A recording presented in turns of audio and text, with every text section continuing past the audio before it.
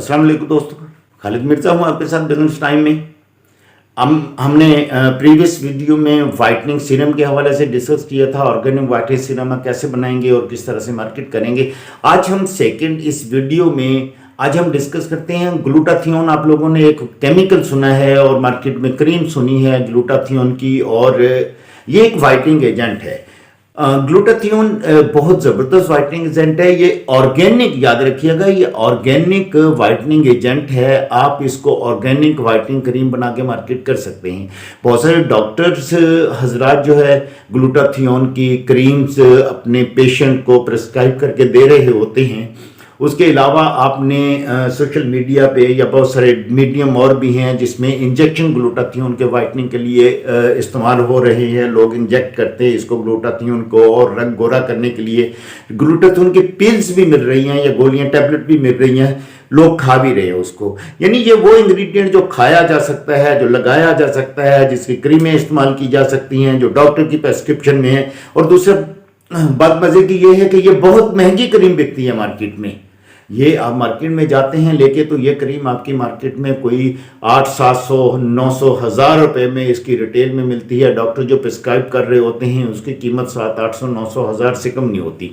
तो आप इसी ग्लूटाथियोन क्रीम को प्रैक्टिकली आइए मेरे साथ सीखते हैं इसको बनाना कैसे है। फिर उसके बाद इसको ऑनलाइन, सोशल मीडिया और डिफरेंट मीडियम पे आप इसको मार्केट भी कर सकते हैं, और इसके अंदर आप इसी क्रीम को लेके एक अच्छा बिजनेस भी जनरेट कर सकते हैं। तो ग्लूटाथियोन की क्रीम की प्रैक्टिकल की तरफ हम जाते हैं, और ये कैसे प्रैक्टिकल बनेगा, प्रैक्टिकल में क्रीम बनेगी। ग्लूटाथियोन हम कंसल्टेशन में इस्तेमाल करेंगे। इसको इस्तेमाल करने का तरीका क्या है, प्रोसेस क्या है, इसमें कुछ और इंग्रेडिएंट भी शामिल होंगे। जब हम क्रीम बनाएंगे तो प्रैक्टिकली कुछ एंटी इरिटेंट इंग्रेडिएंट डालेंगे, कुछ वैक्सीन डालेंगे, कुछ एमल्सिफाइड डालेंगे, क्रीम की शेप में लेके आएंगे, क्रीम की शेप में लेके आएंगे। तो ये भी हम डिस्कस करेंगे। इसके साथ कोई लाइट प्रोडक्ट भी ऐसी है जिसको हम इसके साथ शामिल करके और बेहतर रिजल्ट ले सकते हैं। तो बजाय इसके कि मैं लंबी चौड़ी वीडियो बनाऊं और लंबी चौड़ी वीडियो बना के आपको बोर करूं, डायरेक्टली आज हम जाते हैं इसके प्रैक्टिकल की तरफ। तो कम ऑन, और अब हम करते हैं इसका प्रैक्टिकल। जी, हम चलते हैं अब प्रैक्टिकल की तरफ। ये फेज़ ए है, इसको हम ऑयल फेज़ बोलेंगे। इसके अंदर अभी हमने 3 चीज़ें मेल्ट होने के लिए रखी हुई हैं। उनमें से एक है GMS ग्लिसराइल मोनोस्टीरेट, ये 200 ग्राम है, और सीटाइल अल्कोहल जो है ये 100 ग्राम है, और 100 ग्राम ही इसके अंदर हमने लिया है वैसलीन।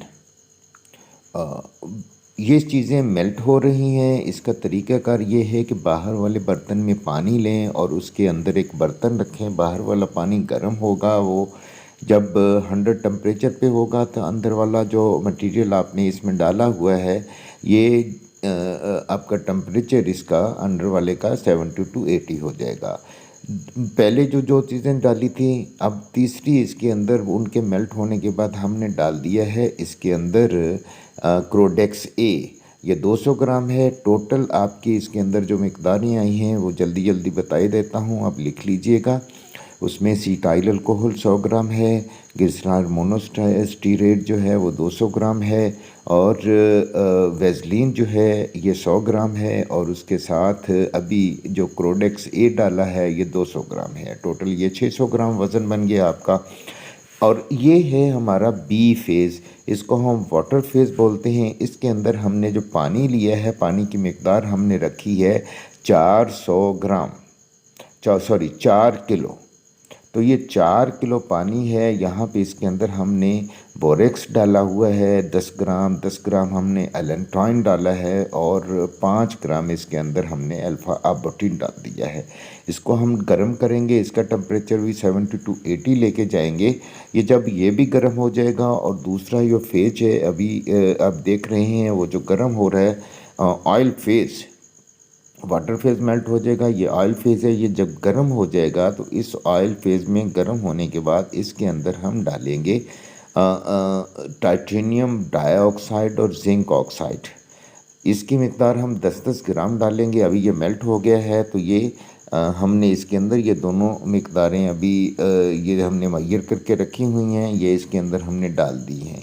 ये चेक कीजिएगा, ये डाल रहे हैं। डालने के बाद اب یہ جو آپ ڈال رہے ہیں اس کے اندر یہ مقدار آپ نے ڈالی ہے ٹائٹینیم زنک کی. ٹائٹینیم زنک کی اس مقدار کو جب یہ ڈال لیں تو اسی کوشش کریں اسی طرح سے اسی ہاٹ پروسیس میں اس کو اسٹیرر کے ساتھ یا لکڑی کی ووڈ سٹک کے ساتھ، یہ چونکہ چھوٹا سا سیمپل بنا رہے ہیں تو ہم ووڈ سٹک کے ساتھ ہمارا آسان ہے. یہاں آپ نے کوئی لوہے کی یا پگ آئرن کی یا اس طرح کی کوئی چیز اس میں استعمال نہیں کرنی. اس میں خیال رکھنا ہے جتنی چیزیں ہیں وہ ووڈ اور سٹین لیس اسٹیل کی، جس کو نان میگنیٹک اسٹیل بولتے ہیں، وہ ہو.